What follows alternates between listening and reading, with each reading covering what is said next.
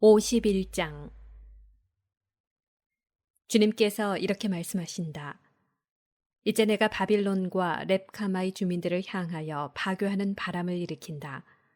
내가 바빌론에 키질하는 자들을 보내어 그를 키질하고 그 땅을 말끔히 비우리라.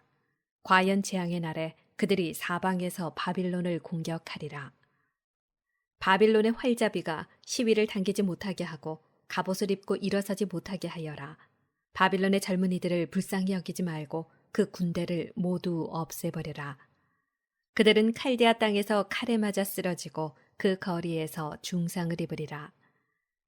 이스라엘과 유다 땅이 비록 이스라엘의 거룩하신 분을 거스른 죄로 가득 차 있다 하더라도 그들이 만군의 주 자신들의 하느님께 소방맞은 것은 아니다. 너희는 바빌론 한복판에서 도망쳐 저마다 제 목숨을 구하여라. 바빌론의 죄 때문에 함께 죽지 마라. 지금은 주님께서 복수하시는 때 그분께서 바빌론의 행실을 되갚으시리라. 바빌론은 주님의 손에 들린 금잔, 온 세상을 취하게 하였다. 민족들이 거기에 담긴 포도주를 마셨기에 미쳐버렸다. 바빌론이 갑자기 쓰러지고 무너졌다. 그를 두고 통곡하여라. 그의 상처에 유향을 발라보아라. 어쩌다 나을지도 모른다. 우리가 바빌론을 낫게 하려 했으나 낫지 않았다. 그러니 그를 버리고 저마다 제 고향으로 돌아가자. 그에 대한 심판이 하늘까지 이르고 구름까지 닿았다.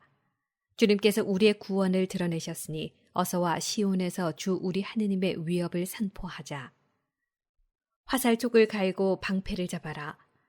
주님께서는 바빌론을 파괴할 계획을 세우셨기에 메디아 임금들의 마음을 깨우셨다. 이것이 정녕 주님의 복수, 당신 성전을 위한 복수다. 바빌론 성벽을 향해 깃발을 세우고 경비를 튼튼히 하여라. 보초를 세우고 매복을 준비시켜라. 주님께서는 바빌론 주민들을 두고 말씀하신 바를 그대로 계획하시고 함께 실행하신다. 큰 물가에 살며 보화를 많이 가진 자야, 너의 종말이 다가오고 내가 잘려나갈 때가 되었다. 만군의 주님께서 당신 자신을 두고 맹세하셨다. 내가 정녕 내 땅을 메뚜기 떼처럼 많은 군인들로 채우리라. 그러면 그들이 너를 이기고 승리의 함성을 지르리라. 찬가.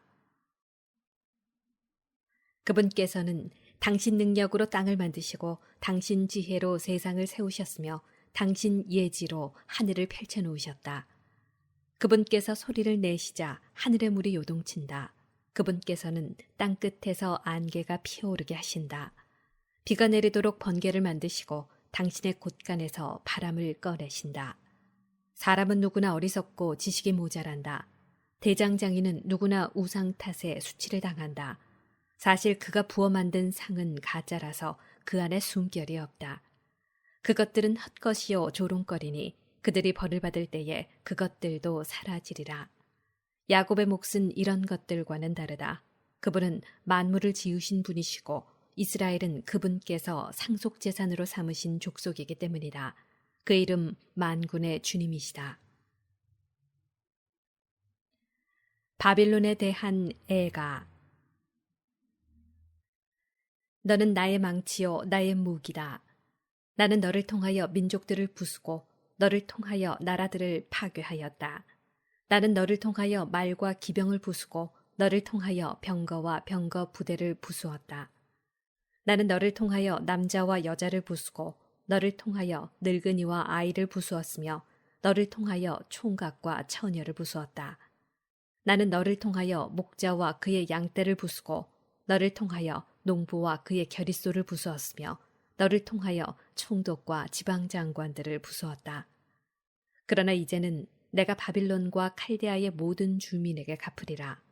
그것은 너희가 지켜보는 가운데 그들이 시온에서 저지른 온갖 악에 대한 복수다. 주님의 말씀이다. 온 세상을 무너뜨리는 파괴자 사나 내가 너에게 맞서리라. 주님의 말씀이다. 내 팔을 내 위에 펼쳐 너를 바위에서 굴려내리고 너를 불에 탄 산으로 만들리라. 사람들이 너에게서 모퉁이돌 하나, 주춧돌 하나 얻지 못하리니 내가 영원히 폐허가 될 것이기 때문이다. 주님의 말씀이다. 그 땅에 깃발을 세우고 민족들 가운데에서 나팔을 불어라. 바빌론을 칠 민족들을 동원하고 그를 칠 왕국들 곧 아라랏과 민니와 아스크나즈를 불러들여라. 그를 칠 사령관을 임명하고 날개를 곤두세운 메뚜기 떼 같은 군마를 몰고 와라. 그를 칠 민족들을 동원하고 메디아 임금들과 그 총독들과 지방 장관들 또 그들이 지배하는 모든 속국을 동원하여라. 땅이 흔들리고 뒤틀리니 바빌론을 치려는 주님의 계획이 이루어졌기 때문이다. 그 계획이란 바빌론 땅을 인적 없는 폐허로 만드는 것이다. 바빌론 용사들이 전투를 포기하고 요새에 들어앉았다. 그들은 기력을 잃고 여자처럼 되어버렸으며 바빌론 집들은 불타고 성문의 빗장들도 부서졌다.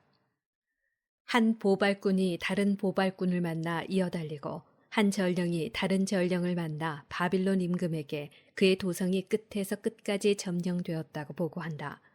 나루터들이 점거되고 갈대밭이 불에 탔으며 전사들은 겁에 질렸다. 만군의 주 이스라엘의 하느님께서 이렇게 말씀하신다.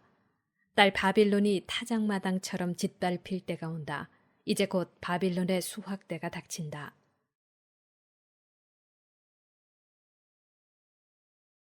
이스라엘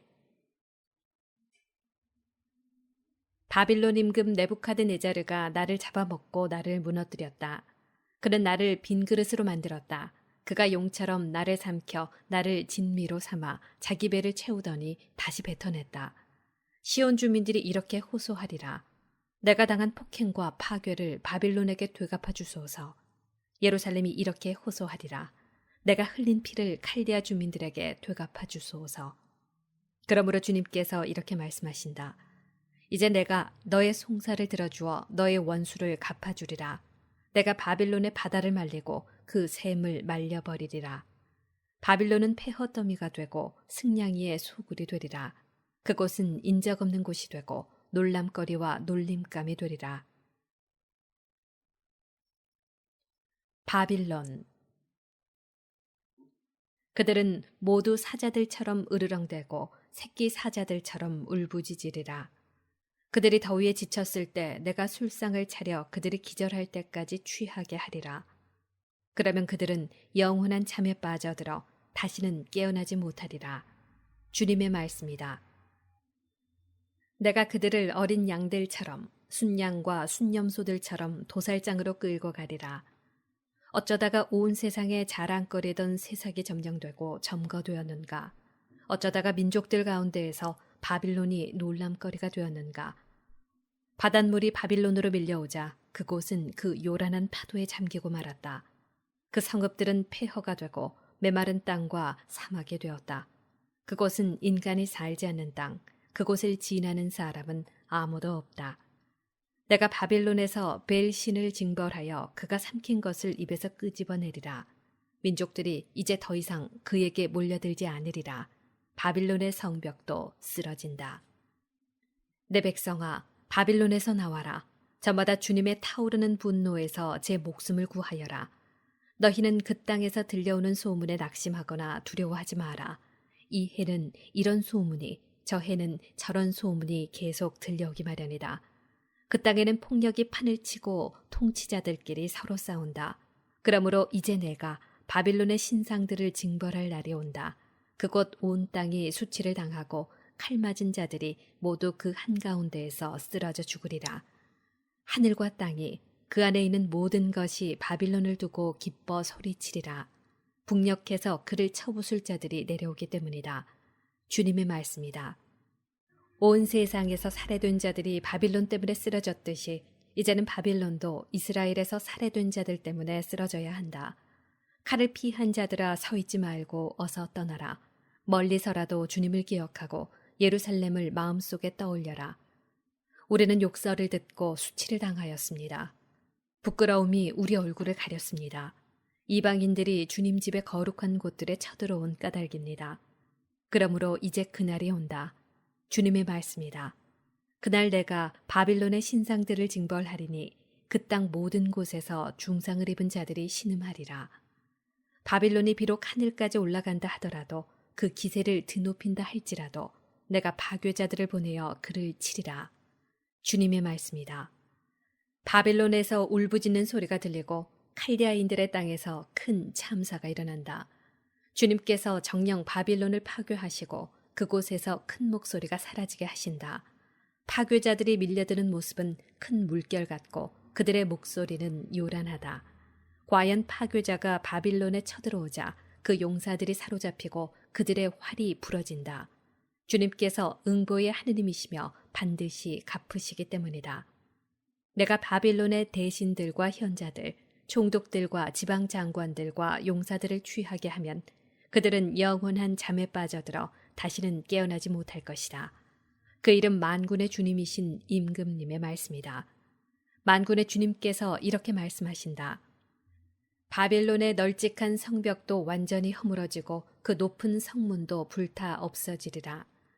백성들이 힘들여 한 일이 쓸모없게 되고 민족들이 애써 한 일이 불에 타버리리라.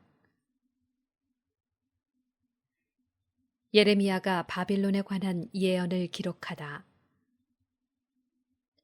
마흐세야의 손자이며 네리야의 아들인 스라야 역관장이 유다 임금 치드키야 제4년에 임금과 함께 바빌론으로 올라갈 때 예레미야 예언자가 그에게 내린 분부. 예레미야는 바빌론에 내릴 이 모든 재앙, 곧 바빌론을 두고 선포한 이 모든 말씀을 한 권의 책으로 기록하였다. 예레미야가 스라야에게 말하였다. 그대가 바빌론으로 들어가면 이 말씀을 다 읽고 나서 이렇게 아뢰시오. 주님, 당신께서 이곳을 두고 친히 말씀하시기를 이곳을 멸망시켜 사람도 짐승도 살지 않는 영원한 폐허가 되게 하리라고 하셨습니다.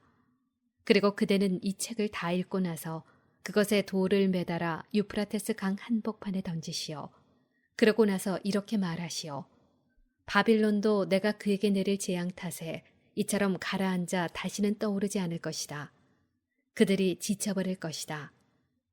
여기까지가 예레미야의 말이다.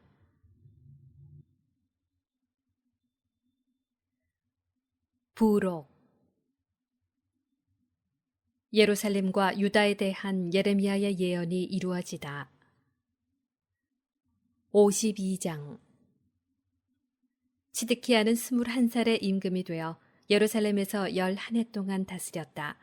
그의 어머니 이름은 하무탈인데 리브나 출신 예레미야의 딸이었다. 치드키야는 여호야킴이 하던 그대로 주님의 눈에 거슬리는 악한 짓을 저질렀다. 예루살렘과 유다가 주님을 분노하시게 하였기에 주님께서는 마침내 그들을 당신 앞에서 쫓아내셨다. 그런데 치드키야가 바빌론 임금에게 반역하였다. 그래서 바빌론 임금 네부카드네자르는 치드키야 통치 제9년 열째 달 초열흘날에 전군을 이끌고 예루살렘에 왔다. 그들은 그곳을 향하여 진을 치고 사방으로 공격 축대를 쌓았다. 이렇게 도성은 치드키야 임금 제11년까지 포위당하였다.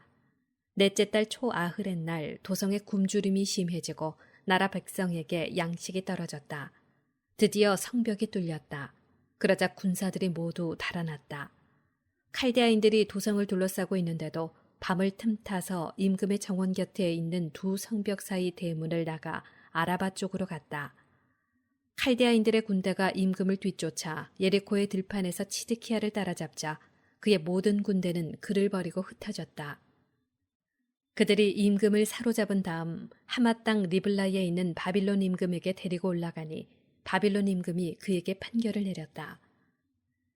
바빌론 임금은 리블라에서 치드키야가 보는 가운데 그의 아들들을 살해하고 유다의 모든 대신들도 살해하였다. 그러고 나서 바빌론 임금은 치드키야의 두 눈을 멀게 한 뒤 그를 청동 사슬로 묶어 바빌론으로 끌고 가서는 죽는 날까지 그를 감옥에 가두어 놓았다. 다섯째 달 초열흘날 바빌론 임금 네부카드네자르 제19년에 바빌론 임금을 면전에서 섬기던 느부자르아단 친위대장이 예루살렘에 들어왔다. 그는 주님의 집과 왕궁과 예루살렘의 모든 집을 태웠다. 이렇게 그는 큰 집을 모두 불태워버렸다. 또한 친위대장이 이끄는 칼데아인들의 모든 군대는 예루살렘 성벽을 돌아가며 모두 허물었다. 느부자르아단 친위대장은 백성 가운데 일부 가난한 이들과 또 도성에 남아있던 나머지 백성과 바빌론 임금에게 넘어간 자들 그리고 그 밖의 나머지 장인들을 끌고 갔다. 그러나 느부자르아단 친위대장은 그 나라의 가난한 이들을 일부 남겨 포도밭을 가꾸고 농사를 짓게 하였다. 칼데아인들은 주님의 집에 있는 청동 기둥들과 받침대들, 그리고 주님의 집에 있는 청동 바다를 부순 뒤 그 청동을 바빌론으로 가져갔다. 그들은 냄비와 부삽, 불똥가위와 쟁반과 접시, 그 밖에 예배 때에 쓰는 모든 청동 기물도 가져갔다. 친위대장은 작은 대접과 향로, 쟁반과 냄비와 등잔대, 접시와 술잔도 가져갔는데 금으로 만든 것은 금이라고 가져가고 은으로 만든 것은 은이라고 가져갔다. 솔로몬 임금이 주님의 집에 만들어 놓은 기둥 2개와 청동바다 하나와 받침대 밑에 청동으로 만든 황소 12개 등 이 모든 기물에 쓰인 청동은 그 무게를 다할 수 없을 정도였다. 기둥만 해도 기둥 1개의 높이가 18안마, 그 둘레가 12안마이다. 그 속은 비어있지만 기둥 면의 두께가 손가락 넷을 합친 것만큼이나 되었다. 그 기둥 위에는 청동으로 만든 기둥머리가 있는데 그 기둥머리의 높이는 5안마였다. 이 기둥머리에는 모두 청동으로 만든 그물과 석류들이 돌아가며 달리고 2번째 기둥도 마찬가지로 석류들이 달렸다. 겉보기에는 96개지만 실제로 그물에 매달린 석류는 모두 100개나 되었다. 친위대장은 스라야 수석사제, 2번째 서열의 스파니아 사제, 그리고 성전 문지기 셋을 체포하였다. 또한 군사의 지휘관이었던 넷이 하나도 도성에서 체포하였다. 이 밖에도 도성에서 발견된 임금의 측근 7과 나라 백성을 징집하는 군부 대신 서기관과 도성 한가운데에서 발견된 나라 백성 60명도 체포하였다. 느부자르아단 친위대장은 그들을 체포하여 리블라에 있는 바빌론 임금에게 끌고 갔다. 바빌론 임금은 하마 땅 리블라에서 그들을 쳐 죽였다. 이렇게 유다 백성은 고향을 떠나 유배를 갔다. 네부카드네자르가 유배시킨 백성은 제7년에 3023명이었고 네부카드네자르 제18년에 예루살렘에서 끌고 간 사람은 832명이었다. 네부카드네자르 제23년에는 느부자르아단 친위대장이 유다인 745명을 포로로 잡아갔다. 이렇게 해서 모두 4,600명이 포로로 잡혀갔다. 다윗 후손의 운명. 유다 임금 여호야킨의 유배살이 제37년 12째 달 25째 날이었다. 바빌론 임금 에윌 무로닥은 자기가 왕위에 오른 바로 그 해에 유다 임금 여호야킨을 용서하고 감옥에서 풀어주었다. 바빌론 임금은 그에게 친절히 말을 건네며 그와 함께 바빌론에 있는 다른 임금들의 자리보다 더 높은 곳에 그의 자리를 마련해 주었다. 그 뒤에 여호야킨은 죄수복을 벗고 살아있는 동안 내내 바빌론 임금 앞에서 늘 음식을 먹게 되었다. 여호야킨의 생계비는 그가 죽을 때까지 살아있는 동안 내내 바빌론 임금이 날마다 일정하게 대주었다.